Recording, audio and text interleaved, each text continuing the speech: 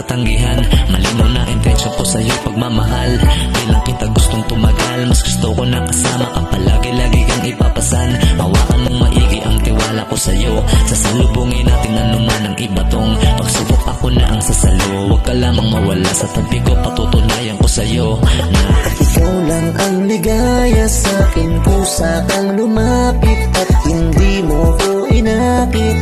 Mabigat man ang pasanin ko, lagi kitang ipaglalaban. Kumapit ka lang, hindi kita bibitawan. Iingatan kita palagi, huwag kang mag-aalala. Kasama ka sa mga planado, kada pakina. At saka ang umibig sa iba di gagawin. Magtiwala ka lang sa'kin, di sila tatanggapin. Harapin man nating dalawa, mga pagsubok mo, huwag kang mag-aalala. Pangawakan mo lang ang pangako ay tutuparin. Kahit marami ang balakid ay ikaw pa rin. Hiniling kita para palaging pasayahin. Nung kalungkutan mo ay hindi mo naharapin. Basta sa'kin ka lang, di ako papayag na meron pang nakisali sa pagmamahalan na banayad at panatag. Naman akong hindi mo ko pagpapalit. Kahit mahirapan hindi ko sa'yo pagkakait. Ang iyong kagustuhan bilang mabuting asawa. Pag merong pagtatalo di usaw ang pagsasawa. Kasi pagkasama ka palagi ay payapa. Wala na kong hinihiling kundi ang makasama ka. Ikaw lang ang ligaya sa'kin. Kusa kang lumapit at hindi mo ko inakit.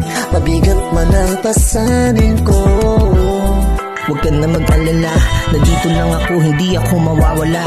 Hindi na para ikay sa akin ay magtaka. Para palit ng kita, ay naku malabo na.